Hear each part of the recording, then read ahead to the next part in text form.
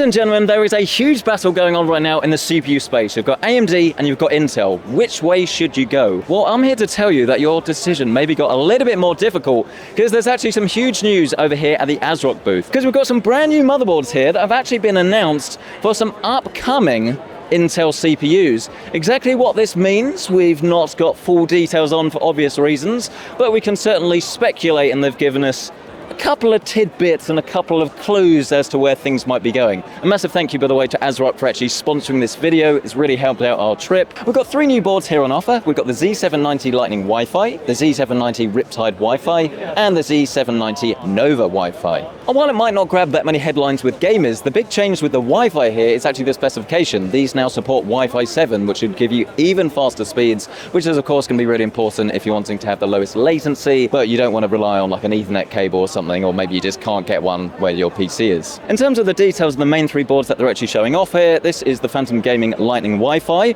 and one of the main changes that they've made to this is to actually increase the layers of the PCB. We've gone from 6 to 8. Essentially, they're just building these things up to just be better specs, so even if you want something that is a bit more affordable, then you can still access the latest and greatest CPUs. And this is something I think as well that, again, a lot of people don't always think about. You can buy a more entry-level, budget-friendly board, but then you want to upgrade your CPU. If you've not necessarily got the cooling or the VRM potential to actually be able to make that upgrade, it is going to be potentially limiting in performance, and this essentially is something that they don't want to see happen, which is nice. ASRock have also made SSD installation a whole lot easier, pretty much across the board. See what I did there?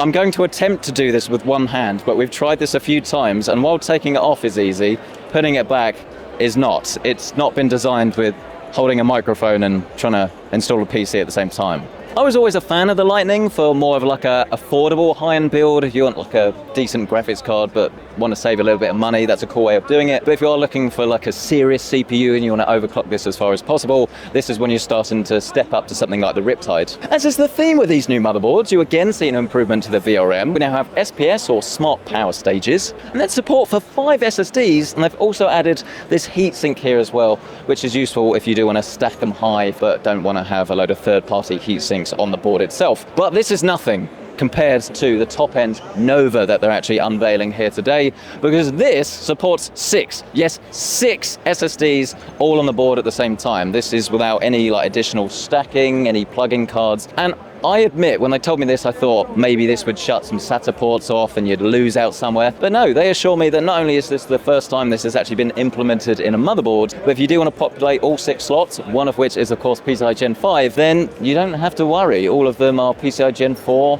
times 4. That's a lot of storage. Other features on this board include 5GB LAN, improvement to the 20-stage VRMs, a capacitor upgrade from 12K to 20, which is going to help if your motherboard's hot for a long period of time, and then improved memory support. We've now got DDR5 up to 7800 megahertz. That's pretty high. Oh, and also, a little bit off topic, but this screen that you see above us is 8K 60, and they are going to be selling this. Poor timing with the pink man in the t-shirt. Oh, it's getting close. Shall we back off? Because I want to show you this motherboard wall that we have over here, and this sort of does go to show you just how many motherboards ASRock have. It is pretty crazy, and I love the range, and I do love the fact that, of course, you've got loads of ones from Intel and AMD, and this is, I guess, what I wanted to discuss, really, because I think at the moment there are just so many different options and so many different CPUs that it can be quite difficult to pick which one is going to be right for you. And the way I sort of see it is that both Intel and AMD have brilliant options at different price points. There's a lot more than just the raw performance, because I would say that AMD pretty much have a little bit more upgradability with that AM5 platform, but then the price of the platform has typically been a bit more, but the prices of those